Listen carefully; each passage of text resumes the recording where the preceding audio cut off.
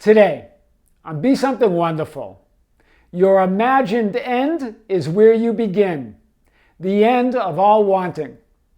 I am your host, Tom Karen, and this is the Be Something Wonderful studio of higher consciousness, where we help you level up and become the best version of yourself. Creators, welcome back. Massive video topic today, really. And I have a new client, but she's not new to the channel. She's been around it for a while. And I really want to cover what she said. She said, you know, Tom, I've been watching your channel, but I only just decided to binge watch it. To just watch as many videos as I can. And that included your SP playlist, right? Specific person playlist. And she goes, after that, I really got it. And she goes, it really, this is why I booked this session. I realized it was never about my SPs. And she has plural because she's had a few. Lots of desires. Why not? We're here to experience this 3D reality. But this is what she said. She goes, I realized I had it all backwards. And she goes, in one of your videos, you're talking about Vadim Zeland, reality transurfing. And said that it's like you've been waiting in line, right? Waiting in line with your wanting. And then as you get to the top of the line or the beginning of the line, they're all out of what you want. So you talked about, why don't you just skip the line? Skip the wanting. Go to the front of the line. That's where you belong. Go through the door and claim it. She really got it. She goes, I get it when you say it's not about reconciling the 3D thoughts and feelings. This also came up in a morning session with another client. It's not about that. Skip all that. Skip the line. Skip the 3D thoughts and emotions. Skip trying to reconcile all that. Go to your source. Go to your intuition. Go to that higher power. Go to your natural ability. So she says, I've been watched your videos and it really hit me. It's never been about my SPs or anything I want. It's about who I'm conscious of being. Letting go of the version of me that's always wanting something but never being it or never having it. Wow, right? Now I just expect things to work out. I just intend, I choose. And I let go of all those things. And she goes, as you say, those fleeting 3D thoughts and emotions that deny it. So we're going to hit this like we never have before. So what's the idea? Imagine it, assume it, claim it, use whatever process you want to call that. Move to the end and stay there. This is really what Neville Goddard talks about as the Sabbath. It's an allowing state. It's a receiving state. It's your natural state. Move there immediately. It's not a process to get there. You don't have to wait in line with your wanting to get to the Sabbath. Wow. It's the state when man is completely unmoved in his conviction that the thing is. This is Neville Goddard. It's really done, but it's done in your desiring of it. You can move to the Sabbath right now, knowing your desire exists in your imagination. Simply expect its fulfillment in your outer world. This is really what this client got. She goes, I just expect it. In other words, she knows it exists in her imagination. She knows it's already done. So she just expects it now to be fulfilled. And that's what's happening in her life in all areas.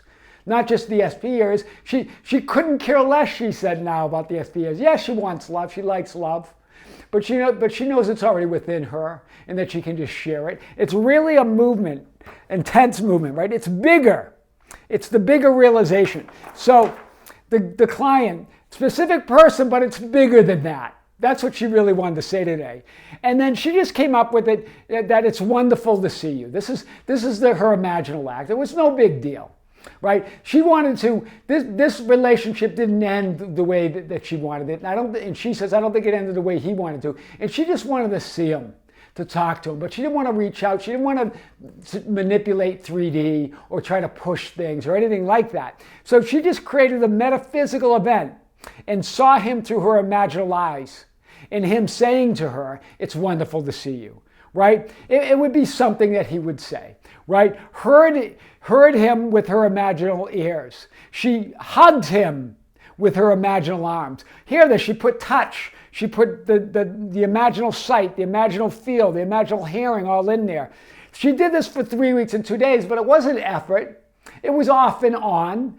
She just did it to enjoy it. She knows it. She knows it's done now. Do you see this? She just expects it. She dropped off to sleep with the image. Not every night, but when it came to her, when it occurred to her. See, it was an all light touch. There was no effort here, right? And she said, most times I just drop to sleep with that lullaby that it's wonderful to see you.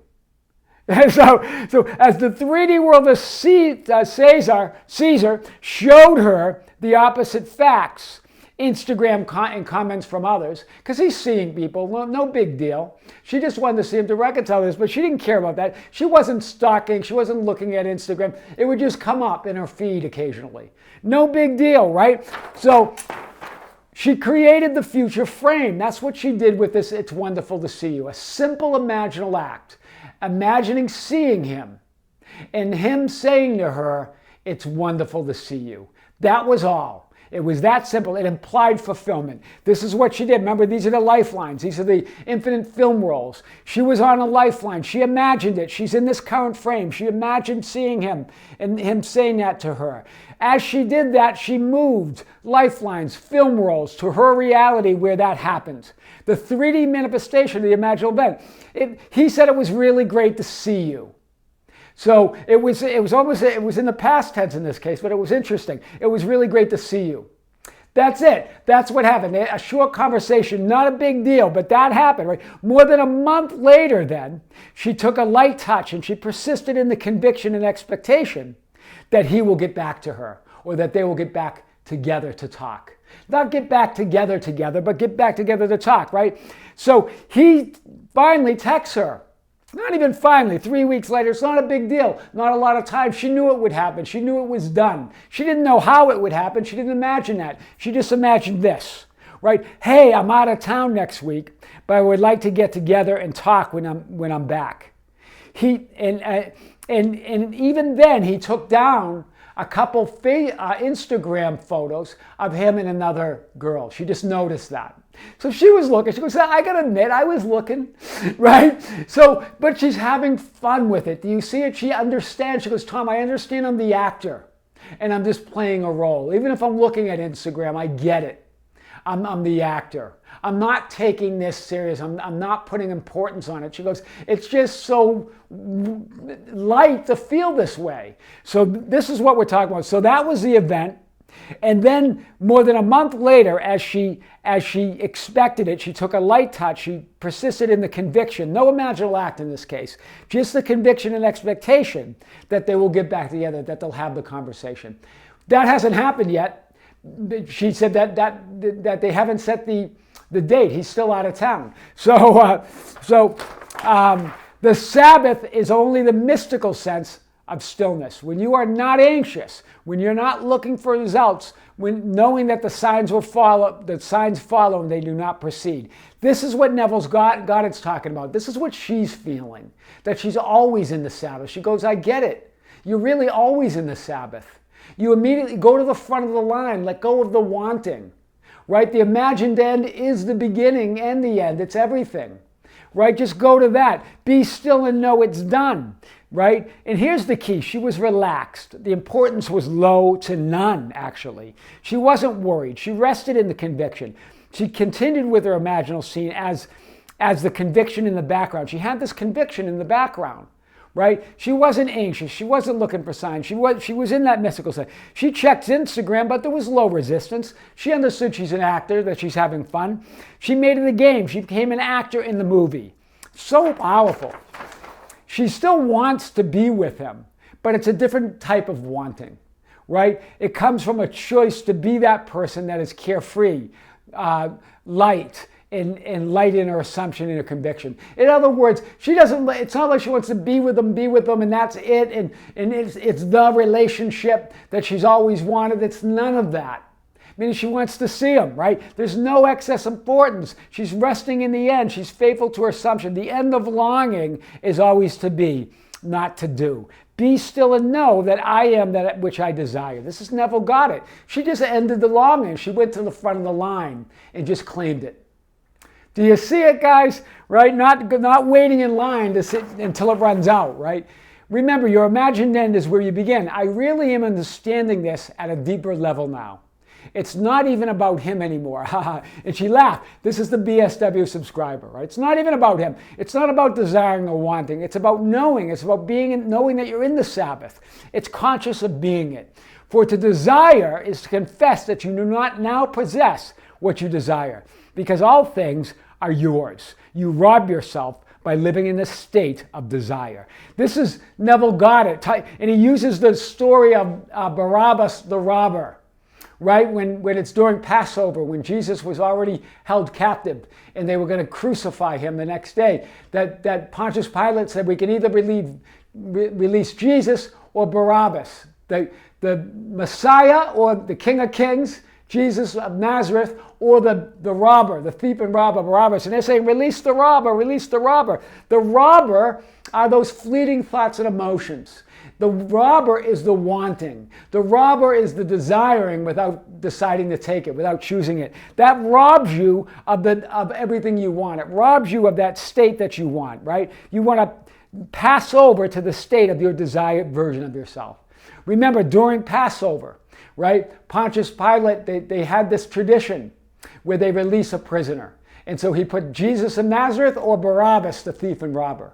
And the crowd said, release Barabbas, right? Release the thief and robber. In other words, release those 3D, keep that I amness, right? Jesus represents I am. Keep your love. He represents love. Keep the love, but release the robber. Release those 3D fleeting thoughts and feelings of wanting and desiring. Go to the front of the line and claim it. That's powerful, right? The desired end is where the action is. Your imagined end is where you begin. That is the end of all wanting. I am your host, Tom Karen, and this is the Be Something Wonderful studio of higher consciousness, where we help you level up and become the best version of yourself. Creators, thank you. Thank you for subscribing. Thank you for liking the video. Thank you for sharing it. Thank you for hitting the notification button so you don't miss a video in the future. Thank you for considering joining the Be Something Wonderful membership channel. There's a link below. That offers additional content to the members. Plus, it's a way for you to show your support if you would like for Be Something Wonderful. You can also join us on Facebook at facebook.com/groups/Be Something Wonderful. And you can visit us on our Instagram and Twitter at Tom Karen. We also have a Facebook organization page at Be Something Wonderful. Creators, and then just go to our website anytime at tomkaren.com or besomethingwonderful.com that has all that information and much more. Until next time, with great love, with great light, and really infinite gratitude, this is Tom. See you soon.